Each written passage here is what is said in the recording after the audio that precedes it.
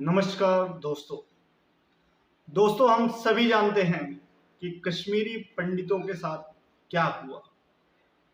1990 में उनके साथ क्या किया गया, कैसे उन्हें अपने घर से बेघर किया गया, उसी अपने घर से जहां उन्होंने लोगों को पनाह दी और उन्हीं लोगों ने उन्हें उनके घर से निकाल दिया।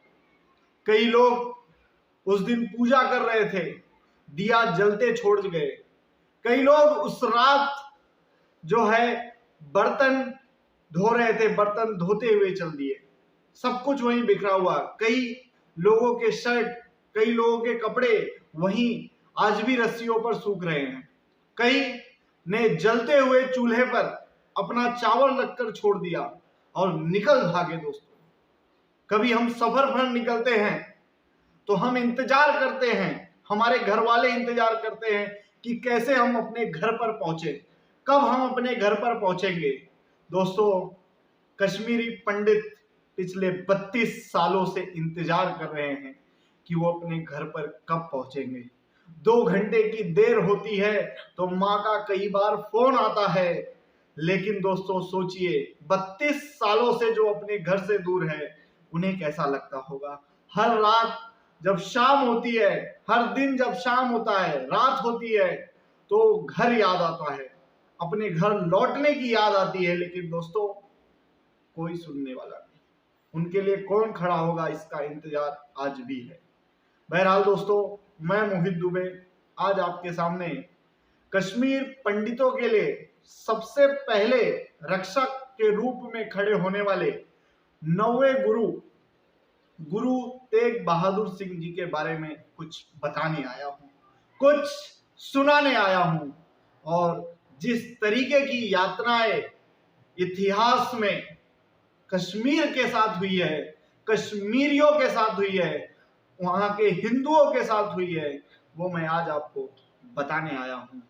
दोस्तों, हम सभी को पता है कि ये जो इतिहास का जो पन्ना है दोस्तों, वो इस्लामिक कट्टर पंथों के खून की जो नदियां बहाई गई है उससे रंगा हुआ है।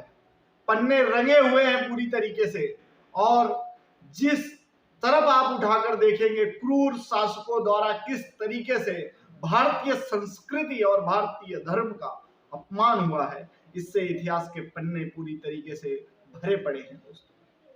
दोस्तों चलता हूं मैं आपको लेकर उस सफर पर। और हम सभी जानते हैं कश्मीर क्या था और क्या हो गया। आइए चलते हैं। शुरुआत करता हूं दोस्तों 1657, 1657। ये वो वर्ष था दोस्तों जब शाहजहां अपने तख्त से उतर गए। तख्त से उतरे कैसे दोस्तों, ये हम सभी जानते हैं। उनके खुद के पुत्र औरंगजेब ने उन्हें आगरा में बंद कर दिया और अपने आप को राजा घोषित किया। यही नहीं दोस्तों, 3 भाई और 2 भतीजों को मारकर वो राजा बने। इस्लामिक कट्टर पंथों में सत्ता को पाने की भूख, अपने ही लोगों का बलिदान देकर, अपने ही लोगों को मारकर वहां तक पहुंचने की जो भूख थी, इससे इतिहास के पन्ने भरे पड़े। वही औरंगजेब ने किया। शाहजहां को हम सभी जानते हैं दोस्तों, जिन्होंने ताजमहल बनाया था। 1943 में ताजमहल बनकर तैयार हुआ दोस्तों, और उस वक्त 9 करोड़ रुपए खर्च हुए थे। और ये वो समय था जब 3.5 लाख लोग भारत में भूखमरी से मर रहे थे। ये 9 करोड़ कहां से आए थे दोस्तों? मजदूरों का खून चूस चूस कर आए थे। कहीं वो अपने घर से नहीं लाए थे। इसी भारत को उन्होंने लूटा था और उस ताजमहल को खड़ा किया था। आज वो चाहे जो भी स्थिति में, उस पर बात नहीं करेंगे, लेकिन दोस्तों ये याद करने की बात है। ये इतिहास के पन्नों में आपको पढ़ाया नहीं गया होगा किताबों में, लेकिन ये सच है। 1957 में जब तख्ता पलट हुआ दोस्तों, शाहजहां को हटाकर औरंगजेब राजा बने, तो सबसे पहला कार्य जो उन्होंने शुरू किया वह थी भारतीय संस्कृति पर आघात। 10 वर्ष भी नहीं बीते थे दोस्तों, भारतीय संस्कृति को तहस नहस करने का काम औरंगजेब ने कर दिया था। फरमान जारी हो गए थे, फतवे जारी हो गए थे। सारे फेस्टिवल्स पर रोक लग गई थी, त्योहारों पर रोक लग गई थी। ना कोई त्योहार मनाता था, ना ईद, ना दशहरा था, ना जो है होली थी, ना दिवाली, और ना ही कोई पूजा करता था, ना ही कोई रामनवमी का त्योहार मनाता था। सब पर प्रतिबंध लगा दिया गया। उसके बाद मंदिरों को तोड़ना शुरू किया गया, फरमान जारी किए गए और मंदिरों को तोड़ना शुरू किया गया। मंदिरों को तोड़ तोड़ कर भारतीय संस्कृति पर आघात किया गया। चाहे वो काशी विश्वनाथ का मंदिर हो, बाबा भोले की नगरी, चाहे मथुरा में जो श्री कृष्ण के अनुयायी थे उनको मारने का कार्य हो, उसको खंड खंड करने का कार्य हो, हर एक काम जो है औरंगजेब ने किया। जिस तरीके से प्रताड़ित किया भारतीयों को और भारतीय संस्कृतियों की नष्ट करने का जो कार्य किया है वो औरंगजेब ने किया। दोस्तों, औरंगजेब यहीं तक नहीं रुका। उसे पता था कि जब तक कश्मीर पर इस्लाम का झंडा नहीं लहराऊंगा तब तक कुछ भी होने वाला नहीं है। कश्मीर इतना महत्वपूर्ण क्यों था दोस्तों? कश्मीर वही भूमि है दोस्तों जहां ज्ञान की नगरी है दोस्तों। अनेकों तपस्वी यहां पर आए और उन्होंने तपस्या की और अपने ज्ञान की जो इच्छुकता थी उसको शांत किया। कश्मीर महर्षि कश्यप की नगरी, महर्षि कश्यप की नगरी, और इस महर्षि कश्यप की नगरी में अनेकों विद्वान, चाहे शंकराचार्य की बात करें, चाहे कबीरदास की बात करें, शुरू से लेकर चाहे मुनियों की बात करें, सब ने वहां पर तपस्या की है और तपस्या करके ज्ञान अर्जित किया है, रिसर्च किया है, योग साधना की है इस भूमि पर। और ये भूमि इसीलिए महत्वपूर्ण थी दोस्तों। तो आदेश जारी हुआ और इस्लामिक अटैक वहां पर शुरू हुआ। औरंगजेब ने सिर्फ हिंदुओं को ही नहीं, सिखों को, बौद्ध धर्म को, सबको प्रताड़ित किया। उनका सिर्फ एक ही कहना था कि आप इस्लाम कबूल कर लें, आप इस्लाम कबूल कर लें तो ही आपको जीने का अधिकार है, नहीं तो आपको जीने का अधिकार नहीं है। पूजा पाठ बंद करा दिए गए थे, मंदिरों में घंटे बजना बंद हो गए थे, दिए जलना बंद हो गए थे, मंदिर टूट रहे थे। और उसी समय कश्मीर के लिए फरमान जारी हुआ, कश्मीर के लिए फरमान जारी हुआ। इस्लामिक अटैक वहां पर भी पहुंचा, सभी पर बैन लगा दिया गया और वहां से शुरू हुआ एक सफर। जब कश्मीर में हमला होना शुरू हुआ तो वही नारा था दोस्तों जो हमने कश्मीर फाइल पिक्चर में देखी है कि या तो कन्वर्ट हो जाओ, या तो भाग जाओ, या तो मर जाओ। ये नारा उस जमाने में बुलंद किया जाता था दोस्तों, जो कि हमने देखा है वो सच है। और अफगान खान को ये जिम्मा दिया गया कि कश्मीर में कार्य को आगे बढ़ाया जाए। वहां से उन्होंने शुरू किया और कई तरीके की यातना, कई तरीके की ताड़ना देना शुरू हुआ। तो वहां के कश्मीरी पंडितों में से एक पंडित थे जिनका नाम जो है इतिहास में दर्ज हुआ और उनका नाम था कृपाब्रह्म करके, जो है उनका नाम था। तो 1675 में उन्हें याद आया कि एक ऐसे शख्स हैं जो हमारी मदद कर सकते हैं।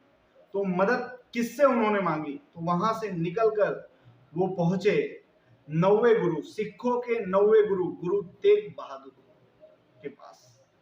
वहां पर उन्होंने अपनी सारी यातनाएं बताई, किस तरीके से उनके साथ जो दुष्व्यवहार किया गया, किस तरीके से नारियों की इज्जत उछाली गई, किस तरीके से हिंदू संस्कृति का अपमान हुआ, धर्म का अपमान हुआ, और कैसे कैसे ताड़ना जो है वहां के लोगों को दी जा रही है। और झुके हुए चेहरे के साथ जब वो वहां से निकले तो वहां एक लड़का आया। वो लड़का कौन था दोस्तों? उस लड़के का क्या कहना था उस बात पर? तो बाला प्रीतम उनका नाम था। बाला प्रीतम वही हैं जिन्हें हम सब सिखों के 10वें गुरु के रूप में जानते हैं, जिन्हें कहते हैं गोविंद सिंह। उन्होंने पूछा, पिताजी ये इतने उदास क्यों हैं?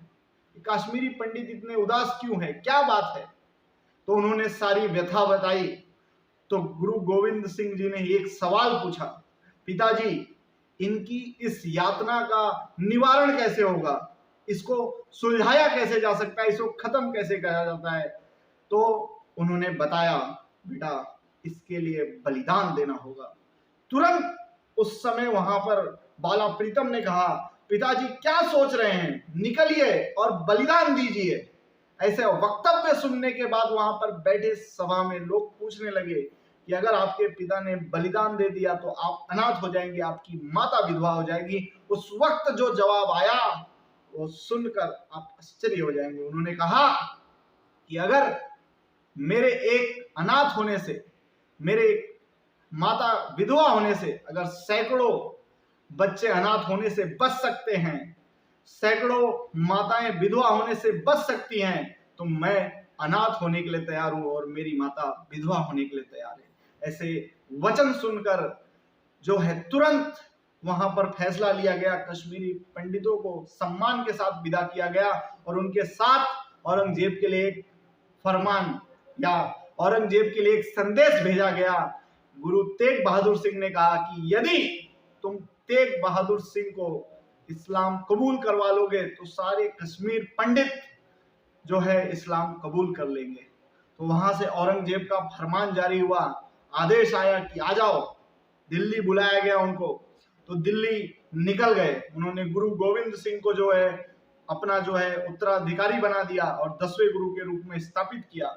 वहां से निकले और दिल्ली की यात्रा दूर थी।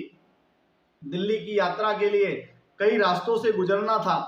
तो गुजरते वक्त उनके साथ 4 लोग थे, भाई सतीश दास, भाई चेता, भाई मतीदास, भाई दयानाथ। इन 4 लोगों के साथ वो निकल गए और पूरे जब रास्ते भर उन्होंने अपने विचारों को, अपनी बातों को लोगों तक पहुंचाया, लोगों के तकलीफों को, दुखों को समझा।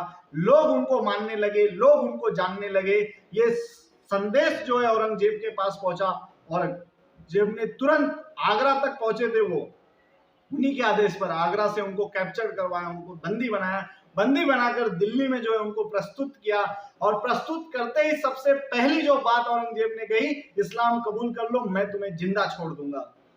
वहां पर जो जवाब आया गुरु तेग बहादुर सिंह का, उन्होंने यही कहा कि कुछ भी हो जाए मैं ऐसा करने वाला नहीं हूं, चाहे मेरी जान क्यों ना चली जाए, इस्लाम कबूल नहीं करूंगा। उन्होंने कहा कि अगर तुम एक सच्चे मुसलमान हो तो किसी से भी जबरदस्ती इस्लाम कबूल नहीं कराओगे, क्योंकि इस्लाम में ये नहीं लिखा है कि जबरदस्ती किसी से जो है इस्लाम कबूल कराया जाए, ये इस्लाम के विरोध है। लेकिन औरंगजेब ने एक ना सुनी। औरंगजेब ने उन्हें अलग अलग तरीकों की लालच दी, कई तरीकों का डर दिखाया। उसके बाद उन सबको बंदी बना दिया, कारागार में डाल दिया गया। कई यातनाएं, कई पीड़ा उन सभी लोगों को दी गई।